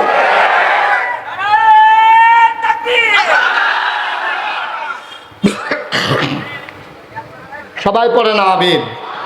বন্ধুরা আমার, ভাইয়েরা আমার, আবার হযরত উমর ডাক দেয়া কয় আমি সেই উমর। বিদেশি মেহমান কয় আমি কেন এসেছিলাম পরে বলবো, আগে বলেন যা দেখলাম এটা কি দেখলাম। কয় কি দেখলা তুমি? আমি দেখলাম একটা বাঘ। কি? আমি দেখলাম একটা বাঘ আপনার মাথার কাছে বসে বসে লেজ দিয়ে মশা মাছি তাড়াইতেছে। ওমর মুচকি হেসে কয় এটা স্বাভাবিক। এটা কি? এটা কি? বিদেশি মেহমান কয় এটাও স্বাভাবিক। একটু আগে দেখলাম মাটির ঘর, খেজুর পাতার ছাউনি দেওয়া, ওইটা আপনার ঘর, আচ্ছা মেনে নিলাম। একটু আগে ওরাই জিজ্ঞেস করলাম সিকিউরিটি গার্ড, ওরা বলে সিকিউরিটি গার্ড নাই, ওইটাও বুঝলাম স্বাভাবিক। এখন মাথার কাছে বাঘ বসে রয়েছে, এইটাও স্বাভাবিক? এইটাও স্বাভাবিক। সুবহানাল্লাহ বলবেন না? বিদেশি মেহমান কয় এটা আবার স্বাভাবিক হয় কেমনে? কয় তুমি তো নিয়ম জানো না, মানুষটা যখন আল্লাহওয়ালা হয়ে যায়, সুবহানাল্লাহ কয় না, মানুষটা যখন আল্লাহওয়ালা হয়ে যায়, মাল্লাহুল মাওলা ফালাহুল কুল, যার জন্য আল্লাহ তার জন্য সব। আমি বাঘটাকে ডাকি নাই, বাঘটাকে বলি নাই, আমি ঘুমোতে চেয়েছিলাম, মশার মাছি উড়াউড়ি করতেছিল, খোদার কসম আমি বাঘকে ডাকি নাই, বাঘ নিজে নিজে এসে আমার মাথার কাছে বসে গেল, ও লেজ দিয়া মশার মাছি তাড়ায়, আমারে যেন ডেকে কয় উমর রাতের বেলা ঘুমোতে পারো নাই, তুমি নাক ডেকে ঘুমাও, আমি বাঘ পাহারায় বসে গেলাম। আমরা তো এখন বুদ্ধিমান হয়ে গেছি, খুব চালাক হয়ে গেছি আমরা। মাহফিলের ভিতরে তওবা করে, কান্নাকাটি করে, মাহফিল থেকে বের হইয়া রাস্তায় গিয়ে শুরু করে দেয় কাহ। আলেম ওলামা হুজুররা যে কত কথা কইব সব ভুইন্না পারা যাইব না, এটা বিড়িটাতে একটু ধরাইয়া টান দেয় দুইটা। দেখা যায় মাহফিলতে গিয়ে বিড়ি টানতে আছে, ওয়াজ ওই ধোঁয়ার সাথে আকাশের ভিতরে উঠতে আছে, ওয়াজ এই প্যান্ডেলের ভিতরেই শেষ। ঠিক কিনা কর? এটার নাম ওয়াজ। এত চালাকির দরকার নেই। আপনি যখন নিবেদিত হবেন, নিজেকে যখন বিক্রি করে দেবেন, কোরআনুল কারীমের সূরা তাওবার 111 নম্বর আয়াতের ভিত্তিতে আল্লাহ বলছেন ইন্নাল্লাহা আশতারা মিনাল মুমিনিনা আনফুসাহুম ওয়া আমওয়ালাহুম বিআন্না লাহুমুল জান্নাহ। আমরা জান্নাতে যেতে চাই। আপনারা একটু আগে ওয়াদা করেছেন আমরা শয়তানওয়ালা হতে চাই না, আল্লাহওয়ালা হতে চাই। আমরা জাহান্নামী হতে চাই না, আমরা জান্নাতি হতে চাই। তাইলে আল্লাহর আয়াতের ওই ভিত্তিতে ইন্নাল্লাহা আশতারা মিনাল মুমিনিনা আনফুসাহুম ওয়া আমওয়ালাহুম বিআন্না লাহুমুল জান্নাহ। আল্লাহ যেমন করে মুমিনদের কাছ থেকে জান আর মাল কিনে নিয়েছেন, বিনিময়ে দিয়ে দিয়েছেন জান্নাত। সুবহানাল্লাহ বলবেন না? এত বুদ্ধি খাটানোর দরকার নেই। এক লোক মাহফিলে বসে অনেক কান্নাকাটি করছে, পিসা হুজুর আসছে, তওবা করাইছে, অনেক কান্নাকাটি কইরা মাহফিল থেকে বের হইছে, নিয়ত করছে সারা জীবন কত ছাগল চুরি করলাম, আর জীবনে কোনোদিন ছাগল চুরি করবো না, এটা ওয়াদা। এই কথা মাহফিল থেকে গিয়া কান্নাকাটি কইরা রাস্তায় যখন গেছে, কোনো লোকজন নাই, সে এক নিরিবিলি মাঠের ভিতরে গিয়া দেখে একটা ছাগল ঘুরতে আসছে। সার পুরানো অভ্যাস মনে পড়ে গেছে, ছাগলটা দেখতে কত সুন্দর। যদি শিয়াল খাইয়া ফেলে তো সবই তো গেল, আমি নিলে তাও তো কাজে লাগলো। এই কথা বলে সে ছাগল চুরি করে বাড়িতে নিয়ে গেছে। তার বন্ধু বান্ধব সবাইকে ডাকাইয়া সেই ছাগল চুরি জবে করছে, রান্না বান্না কইরা। এখন সেই লোক রান্না বান্না করার পরে মনে পড়ছে, আরে কুমিল্লার হুজুর কত বুঝাইয়া বুঝাইয়া বললো চুরি করা যাবে না, ডাকাতি করা যাবে না, আর আমি মাহফিলের রাতে এই কাজ করলাম। এই কথা বইলা তার কান্না শুরু করছে। এখন বন্ধু বান্ধব যারা আছে ওরা জিজ্ঞেস করছে, কি ব্যাপার, এখন খাওয়ার সময় তুমি কান্নাকাটি করতেছো কেন? কয় ভাই, ছাগলটা চুরি করা ঠিক হয় নাই, কারণ আমি তওবা করছিলাম আর কোনোদিন এই চুরি চামারিতে যাব না, এই কাজই তো আবার করে ফেললাম। তো লগের যারা সাথের যারা আছে সবাই মিল্লা বুদ্ধি দিছে, একটা কাজ করো, যেহেতু জব হয়ে গেছে, রান্নাও হয়ে গেছে, এই গোনাটা কমানোর জন্য মসজিদের ইমাম সাহেব মুয়াজ্জিন সাহেব দাওয়াত দিয়া তো।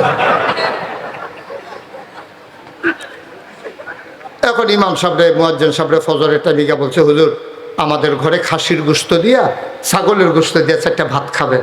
হুজুরেও মনে মনে কবে থেকে গরু খাই খাসি খাই না, আজকে দাওয়াতটা ভালো মতোই পড়ছে।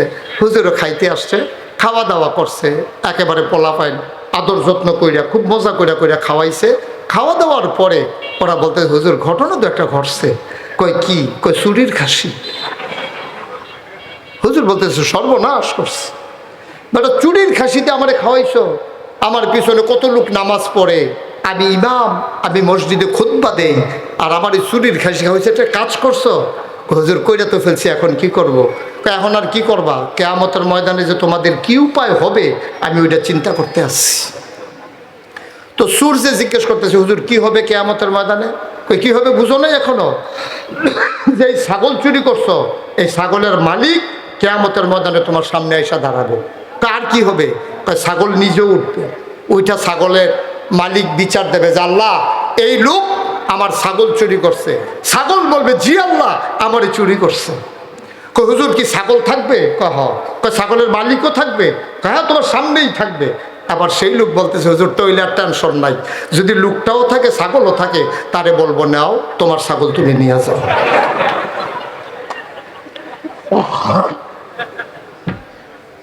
তাইলে তো ঘটনা শেষ। এই হলো বাংলার মুসলমান। এত বড় ঘটনা গেল। হ্যাঁ, 17টা বছর এই মানুষগুলোর উপরে এমন করে নির্যাতন করলো, নিপীড়ন করলো। সবাই মিলে দাবি কি করলো? দফা এক, দাবি এক, দেশ ত্যাগ, দেশ ত্যাগ। ছাত্র জনতা, আলেম ওলামা, রাজনৈতিক নেতৃবৃন্দ সবাই মিলে আন্দোলন করলো, দফা এক, দাবি এক, দেশ ত্যাগ, দেশ ত্যাগ। আমি মুশতাক ফয়েজি একটা মানুষের মুখেও শুনি নাই যে দফা এক, দাবি এক, পদত্যাগ। কি বললো? পদত্যাগ, পদত্যাগ।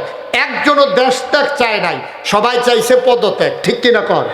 দফা এক, দাবি এক, পদত্যাগ, পদত্যাগ। কিন্তু আল্লাহর ফায়সালা এতই কঠিন ফায়সালা, আল্লাহ বললেন না, পদত্যাগে হবে না, দফা এক, দাবি এক, দেশ ত্যাগ, দেশ ত্যাগ। ঠিক কিনা বলেন?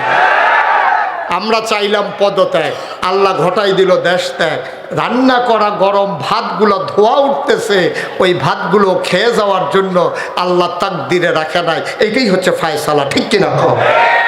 এত বড় ঘটনার পরেও আমাদের শিক্ষা হয় না, আমরা আবার যেই সেই হয়ে গেছি, আমরা আবার যেই সেই, আমরা যা অবস্থা শুরু করে দিয়েছি। এই যে এত বড় ঘটনা গেল, আমাদেরকে শিক্ষা আল্লাহ দিতে পারেন নাই। বন্ধুগণ মনে রাখবেন, ধরে ধরে ধরে না ধরলে আল্লাহ ছাড়ে। তুমি আল্লাহর হয়ে যাও, আল্লাহর সমস্ত মাখলুকাত তোমার হয়ে যাবে। আবার হযরত ওমর ডাক দেয়া কয়, ভাই আমি বাঘকে কিচ্ছু বলি নাই, কথা মনে আছে নাকি? আমি বাঘকে কিচ্ছু বলি নাই, বাঘটা নিজেই আমাকে পাহারা দিয়েছে। কয় বুঝলাম বুঝলাম, কেন আপনি রাতের বেলা ঘুমাতে পারেন নাই? এবার ওমর মুচকি হেসে কয়, এশারের নামাজ পড়ে ঘুমোতে যাব, হঠাৎ করে মনের ভিতরে ভয় জাগলো, ঘুমোতে যাব। আমার দেশের ভিতরে মানুষগুলো কেমনে ঘুমায় আমি তো জানি না, কার অসুস্থতা জানি না। ওমর কয়, আমি চামড়ার চাবুক নিয়ে বের হয়ে গেলাম প্রত্যন্ত অঞ্চলে, বর্ডার বেল্টে, একেবারে সীমান্ত এলাকায়। রাত প্রায় শেষ, সবাই ঘুমে আচ্ছন্ন, গরুগুলো গোয়াল ঘরে ঘুমিয়ে আছে। কুকুরগুলো নিরাপদ আশ্রয়ে, পাখিগুলো আপন নিরে ঘুমায়। কোথায় যেন রাত জাগা পাখি ডেকে উঠেছে, শিয়ালেরা যেন মরু প্রান্তরে ডাকে। আমি একা একা হাঁটতেছি, মৃদুমন্দ বাতাস। হঠাৎ করে কান পেতে শুনলাম দুইটা ছোট বাচ্চার কান্নার আওয়াজ শোনা যায়। আমার কলিজায় বলল না, দিলাম দৌড়। দৌড়ে দৌড়ে দৌড়ে দৌড়ে আওয়াজ লক্ষ্য করে পৌঁছে গেলাম তাঁবুর কিনারে। চতুর্দিক দিয়ে তাঁবুটা ছেঁড়া, ভিতরে মিটি মিটি আলো জ্বলে। আমি ছেঁড়া তাঁবু দিয়ে তাকাইয়া দেখি ছোট্ট দুইটা বাচ্চা পেটের উপর হয়ে শুয়ে আছে। পেটের নিচে দুইটা পাথর দিয়ে রেখেছে। বাচ্চাগুলা কাঁদে, আম্মা আম্মা, ও আম্মা, 3 দিন হয় কোনো খাবার দাও না। ও আম্মা, এতদিন ছিলাম কাফেরের দেশে, তুমি আমাদেরকে বললা মুসলমানের দেশে খাবারের অভাব নাই। সকালবেলা তুমি মদিনায় ঢুকেছ, সকাল গড়িয়ে দুপুর হলো, কই তোমার মদিনা? তুমি বললা এখানে খাবারের অভাব নাই, এখানে ওমর আছে। দুপুর গড়িয়ে সন্ধ্যা হলো, কই তোমার ওমর? আম্মা, সন্ধ্যা গড়িয়ে মাঝরাত হয়ে গেল, কেউ তো খবর নিল না গো আম্মা। তাড়াতাড়ি খাবার দাও, নাইলে মরে যাব। ওমর শুনতেছে কান পেতে। মহিলা কি করে? ওমর তাকায়া দেখে চুলার ভিতরে আগুন জ্বেলে, পাতিলার ভিতরে কয়েক টুকরা পাথর আর একটু পানি দিয়া কাঠি দিয়া নাড়তেছে আর মিথ্যা সান্ত্বনা দিতেছে, বাবারা ঘুমিয়ে পড়ো, এখনই হয়তো রান্না হয়ে যাবে, তারপরে তোমাদেরকে ডেকে উঠাবো। মহিলা মনে করেছে ঘুমিয়ে যদি যায় আর বিরক্ত করবে না, আঁচলে মুখ মুছে চোখ মুছে মহিলা কাঁদতেছেন। ওমরের আর বরদাস্ত হলো না, তিলে দিলেন দৌড়। দৌড়ে দৌড়ে দৌড়ে দৌড়ে মদিনায় গোডাউনের দরজায় এসে দাঁড়ালেন। ডাক দিলেন, দরজা খুলো। দরজা খুলে দেওয়া হলো। ওমর বলতেছেন বস্তার ভিতরে কিছু আটা ঢোকাও, কিছু পাকা খেজুর দাও, কিছু সবজি দাও। দেওয়া হলো। ওমর বললেন বস্তার মুখ বেঁধে দাও। বস্তার মুখ বেঁধে দেওয়া হলো। ওমর তাকায়া দেখে পেছনে 2 জন লোক দাঁড়িয়ে আছেন। ওমর বললেন তোমরা কারা? তা আমরা এই দেশের কর্মচারী। কয় কেন দাঁড়িয়ে আছো? কয় কোথায় বস্তা নেওয়া লাগবে, আপনি সামনে সামনে যান, আমরা বস্তা নিয়ে আসতেছি। ওমর ডাক দিয়ে কয় না, বস্তা তো তোমাদের মাথায় দেওয়া হবে না, দায়িত্ব আমার, বস্তাও থাকবে আমার মাথায়। নেতা হতে চাও না? নেতার খুব শখ। তাকাইয়া দেখো নেতা কারে করে। অর্ধ পৃথিবীর প্রেসিডেন্ট, 31 লক্ষ বর্গ মাইলের প্রেসিডেন্ট উমর। জলবাগ সহ অর্ধেকটা পৃথিবী একটা মিষ্টি কুমড়ারে সমান করে যদি তুমি মাঝামাঝি কাটো আর পৃথিবীটারে যদি 2 ভাগ করে দাও, অর্ধেকটা পৃথিবীর প্রেসিডেন্ট উমর। ওমর কয় আমার মাথায় বস্তা উঠাই দাও। কর্মচারীরা কয় আমরা রিজাইন দেব, আমরা চাকরি করব না। আপনি যদি সব পারেন তাহলে আমাদেরকে কেন রাখবেন, আমাদেরকে বিদায় করে দেন। ওমর এবার কি কয় মন দিয়ে শোনো। ও কাশীনগরের মানুষ, মুশতাক কাশীপুরের মানুষ, মুশতাক ফৈজি প্রতিদিন তোমাদের কাছে আসে না, কোনো দিন আসি নাই, আর কোনো দিন আসবো কিনা জানি না। মন দিয়ে শোনো, গভীর মনোযোগ। সব মাহফিল এক মাহফিল মনে করবা না। আজকে মাহফিলে কদম দিয়া মন সাক্ষী দিয়েছে, তোমাদের মাহফিল আমার আল্লাহ কবুল করে নিয়েছে। গভীর মনোযোগ। আল্লাহর নবী হযরত ওমর, আল্লাহর নবী কেমন মানুষ রেখে গেলেন, আল্লাহ কাদের ব্যাপারে বললেন রাদিয়াল্লাহু আনহুম ওয়া রাদু আনহু, যেমন তেমন মানুষ না। ওমর কয় সরো, বস্তা আমার মাথায় উঠাই দাও। কর্মচারীরা বলে আমরা রিজাইন দেব, চাকরি করব না। সব যদি আপনি পারেন তাইলে আমাদেরকে কেন রাখছেন? ওমর কয় বস্তা নেওয়ার খুব শখ তোমাদের? কয় শখ না, এটা আমাদের দায়িত্ব। ওমর চোখের পানি ছেড়ে দিয়ে কয় আমি তোমার মাথায় বস্তা দেব, একজনের মাথায়, তবে একটা শর্ত আছে। কয় কি শর্ত? কয় কিয়ামতের দিনে হাসরের ময়দানে আমি যখন উঠব তখন আমার একটা গোনার বস্তা হবে। ওই দিন ওই বস্তাটা যে মাথায় নিতে রাজি হবা, আমি আজকে তার মাথায় আটার বস্তা উঠাই দেব।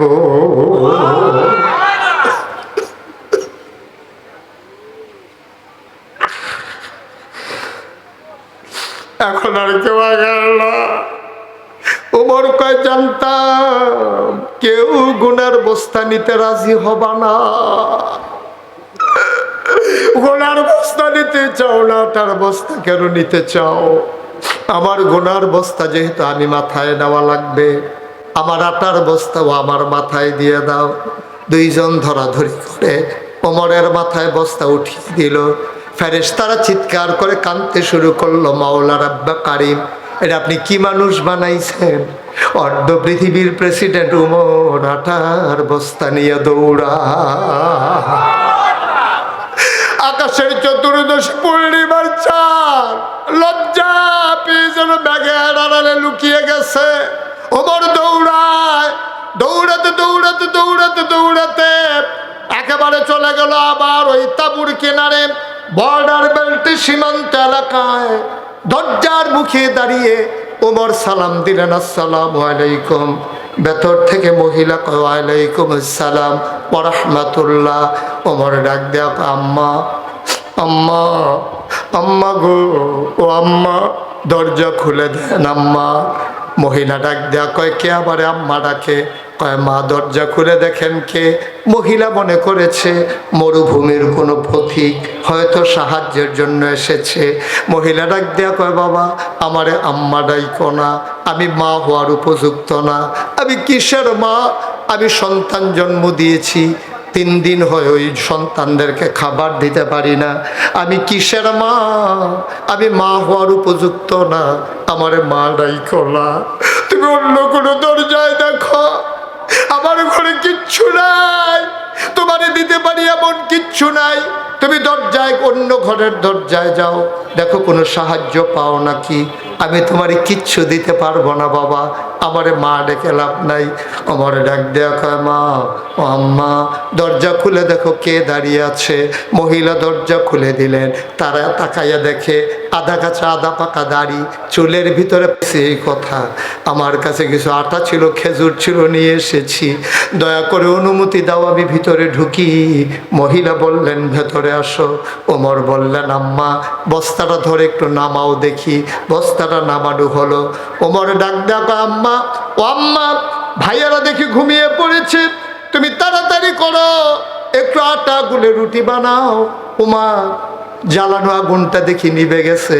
আম্মা টেনশন কইরো না, তুমি তাড়াতাড়ি করে 2টা রুটি বানাও, এই ফাঁকে আমি ফু দিয়া নিভে যাওয়া আগুন ধরাই দেই।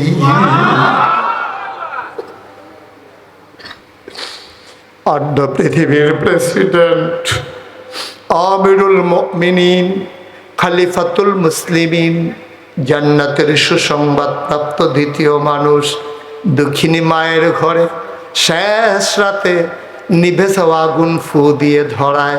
রুটি বানানো হলো, ওমরের হাতে দেয়। ওমর তার ভিতরে দেখে আস্তে আস্তে রুটিগুলা সেঁকতেছে। 2টা রুটি বানানো হলো। ওমর ডাক দেখো, আম্মা ভাইদেরকে ডাকবো নাকি? মহিলা কয়, বাবা ডাকো, না খাওয়া আমার সন্তানেরা। ওমর ডাকলেন। ওমর কয়, আমি খেজুরের বিচিগুলো ফেলে রুটির ভিতরে টুকরা করে খেজুর দিয়ে মুখের কাছে যখন নেই, কুকুরের মতো কাড়াকাড়ি, লোকমা নেই একটা, মুখ চলে আসে 2টা। আমি কোনো মতে তাদেরকে খাওয়ালাম, পেট ভরে গেল। আমি বললাম, আম্মা এবার তুমি একটা রুটি খাও। মহিলাটা কাঁদতে শুরু করলেন। উমরের চোখ দিয়ে টপ টপ করে পানি পড়ে, দাড়ি ভিজে ভিজে টপ টপ করে পানি পড়তেছে। মহিলাটা ডাক দেয়া কয়, বাবা আমি তোমার পরিচয় জানি না, তোমার মতো মানুষ থাকতে উমর খলিফা হইল কেমনে?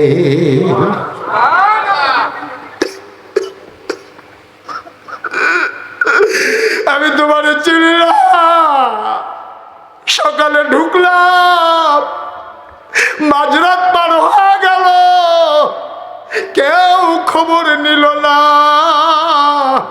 তোমার মতো মানুষ থাকতে উমর আবার খলিফা হয় কেমনে?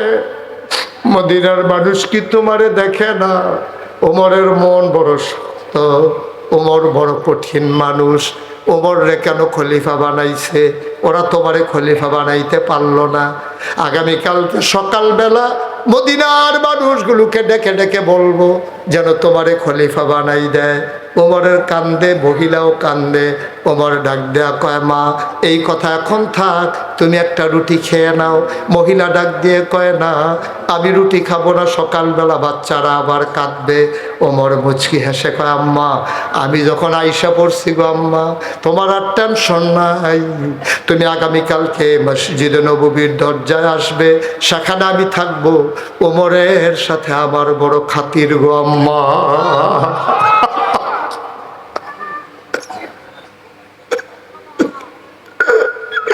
ওমরের সাথে আমার বড় খাতির গো আম্মা। আমি যা বলি ওমর তাই করে। তুমি টেনশন করো না গো আম্মা, তুমি চলে আইসো সকালবেলা মসজিদে নববীর দরজায় আইসো। আমি তোমার মাসিক রেশনের ব্যবস্থা করে দেব। সারাটা রাত ওমর আর ঘুমাইতে পারেন নাই। ইসলাম ইসলাম। শতকরা 92 জন লোক মুসলমান বাংলাদেশে। ওমর খলিফা, আমার দেশের প্রেসিডেন্টও প্রেসিডেন্ট। আমার দেশের মানুষগুলো মানুষের সম্পদ কেড়ে নেয়, আর হযরত ওমর নির্ঘুম রাত কাটাইয়া মানুষের নিরাপত্তা বিধান করে। ঠিক কিনা? মুসলমান সকালবেলা হযরত ওমর মসজিদে নববীর ভিতরে বসলেন, সবার খোঁজ খবর নিচ্ছেন। এমন সময় মহিলা 2 বাচ্চা নিয়া মসজিদে নববীর দরজায় গিয়ে দাঁড়ালেন। একজন লোককে জিজ্ঞেস করলেন, ভাই ও ভাই এখানে ওমর কোনটা ভাই? লোকজন দেখাই দিল, ওই যে লম্বা মানুষটা মাঝে যে বসে আছে এইটাই ওমর। এইটাই ওমর। মহিলা তাকাইয়া দেখে, আঙ্গুল দিয়া যারে ওমর দেখাই দিছে ওই মানুষটার কেউ না রে, রাতের বেলা ফু দিয়া যে আগুন ধরাইছে। মহিলা ভয় পেয়ে গেলেন, দিলেন দৌড়। মহিলা মনে করেছেন ওমর আমাকে পাইলে নিশ্চয়ই জেলখানায় ঢুকাই দেবে, শাস্তি দিয়ে দেবে, আমি এখানে থাকা নিরাপদ না। মহিলা দিলেন দৌড়। ওমরের নজর পড়ে গেল, ওমর সামনে গিয়ে দাঁড়ালেন। মা, ও মা কই যাও গো আম্মা? কয়, বাবা আমি রাত্রে তোমাকে চিনতে পারি নাই, তোমারে অনেক গালিগালাজ করেছি, আমি তোমাকে শক্ত মনের বলেছি, আমারে মাফ করে দাও। ওমর ডাক দেখো, আম্মা ও আম্মা, আম্মা তুমি কেন মাফ চাও? উল্টা মাফ চাওয়া তো দরকার আমার। সকালবেলা ঢুকেছ, শেষ রাত পর্যন্ত কেন আমার লাগলো খবর নিতে? ও আম্মা তোমার হাতে ধরি গো আম্মা, তোমার পায়ে পড়ি, তুমি দয়া করে কিয়ামতের ময়দানে ও আম্মা গালি দিতে মন চাইলে আরো দাও, পিটাইতে মন চাইলে পিটাও। কিয়ামতের ময়দানে আল্লাহর কাছে আমি ওমরের ব্যাপারে বিচার দিও না গো আম্মা।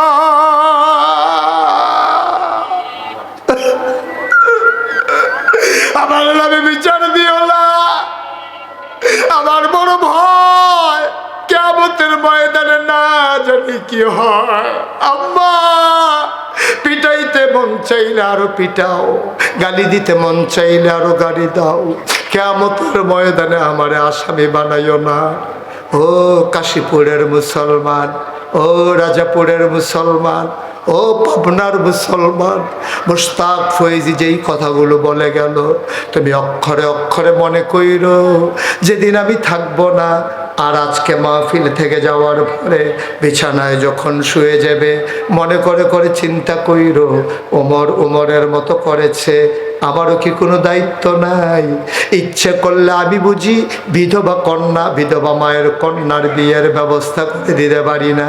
ইচ্ছে করলে আমি বুঝি অসহায় মানুষের সহায় হতে পারি না? ইচ্ছে করলেই আমি বুঝি একজন অভাবী মানুষের চিকিৎসা করে দিতে পারি না? ইচ্ছে করলেই সবাই মিলে আমরা যেখানে স্থায়ী ঠিকানা হবে, বাগে জান্নাত কবরস্থানটা বুঝি সাজিয়ে নিতে পারি না? পারি না আমরা সবাই মিলে? সবাই মিলে ইচ্ছে করলেই পারি। মুসলমান, কঠিন কোনো কাজ না বাপ, সবাই মিলে ইচ্ছে করলে সুন্দর করে সাজানো যায়।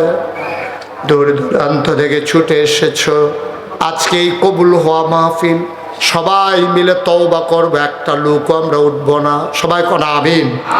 সবাই মিলে দোয়া করব নিজের মায়ের জন্য, নিজের বাবার জন্য। এক নম্বরে একটা লোক দাঁড়াইবা, দোয়া করে দেব, প্রাণ ভরে দোয়া হবে। একটা লোক উঠেন না, পারলে নাই, উঠে যেতে হবে কেন? এত বুদ্ধি নেওয়ার দরকার কি? একটু বসেন, সবাই মিলে দোয়া করবো কয়েক মিনিট সময়। এক নাম্বার আছেন একজন যে হুজুর ইনশাআল্লাহ আমি হুজুর এই কবরস্থানের জন্য 10,000 টাকা আমার আব্বার নামে, আমার আম্মার নামে। ইচ্ছে করলেই আপনি আব্বা আম্মার জন্য কিচ্ছু করতে পারবেন না।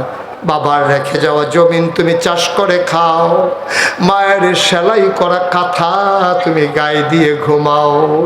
ওই আব্বা তোমার কবরে, ওই আম্মা তোমার কবরে একটা লোক লাভ দিয়া দাঁড়াবা, হুজুর দোয়া করে দেন মায়ের নামে, বাবার নামে। হুজুর আমি দিয়ে দেব 10,000 টাকা। নাই একজন? একজন পারবেন না? আল্লাহ আল্লাহ তুমি কবুল করো আল্লাহ। একজন নাই 10,000 টাকা দেওয়ার মতো? আবার একটা ভাই নাই প্যান্ডেলে? এখন না পারেন পরে দেবেন, সুবিধা মতো দেবেন।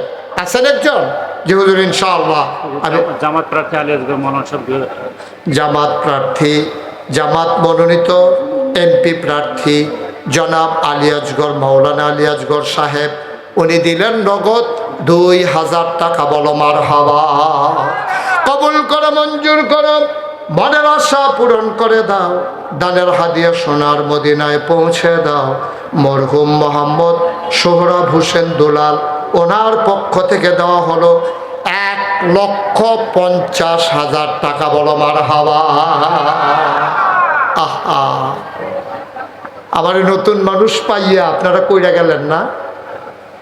এতবার বললাম তারপরে উঠলেন। আমার এলাকায় আবার মাহফিল চলাকালীন কেউ উঠবে এই চিন্তাও করেন। আপনি যাইয়েন কুমিল্লা, দেখে এসেন গিয়া। আমি বলবো যে উঠবেন না, এরপরে একজন উঠবে ইনশাল্লাহ। এই লোক আমার সামনে কোনোদিন বসে না। আমি তো আপনাদেরকে কিচ্ছু বলি নাই, বলছি যে একটু বসেন, যারা পারেন তারা দেবেন, যারা পারেন না দোয়াতে শরীক হবেন। দেশকে এটা তো কঠিন কাজ না ভাই। আমি আরো 2 ঘন্টা ওয়াজ করলে তো আপনি শুনতেন। এটা তো তাড়াহুড়ার কি হইল? আপনাদেরই তো কবরস্থান, কবরস্থান তো আপনাদেরই। আপনারা এই যে এই কথার মাঝে লোকটা উঠলো, আপনারা কেউ দেখলেন না?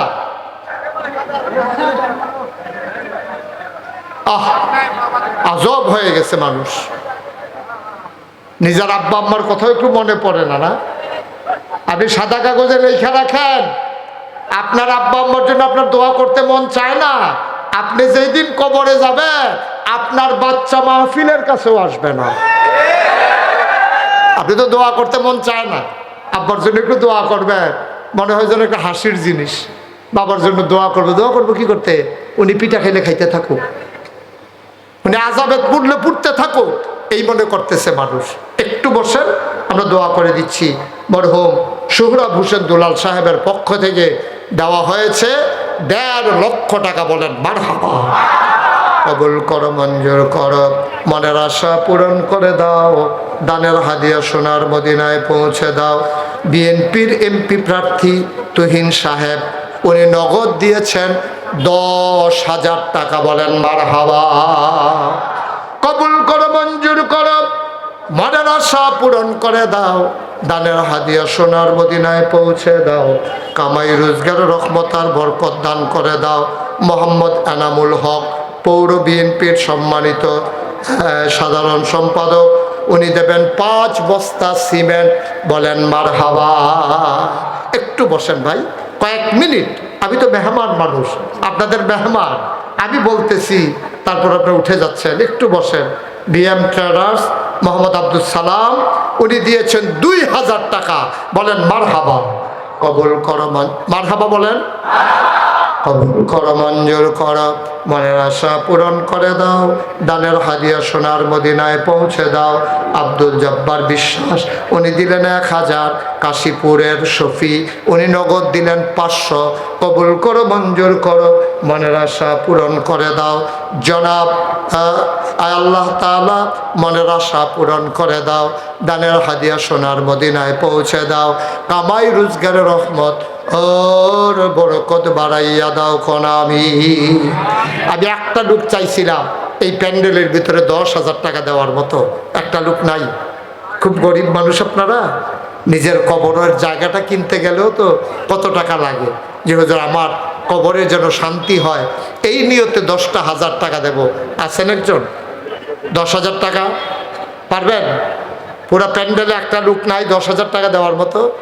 5,000 টাকা দেওয়ার মতো আছেন একজন? যে হুজুর ইনশাল্লাহ আমি 5,000 টাকা দিয়ে দেব, প্রাণ ভরে দোয়া হবে ইনশাআল্লাহ। একটা লোক পারবেন? 5,000 নাই। ঠিক আছে, মাশাআল্লাহ, অনেক অনেক টাকা দিয়েছেন। আমরা সবাই নামাজের মতো করে বসি, আমরা সবাই মিলে তওবা করবো। এখন যারা দাঁড়িয়ে আছেন একটু বসে পড়ুন, যারা দাঁড়িয়ে আছেন সবাই বসে পড়ুন। এখন আমরা সবাই মিলে তওবা করব, আল্লাহ যেন আমাদের জীবনের গুনাহগুলো মাফ করে দেন। সবাই বসে পড়ুন।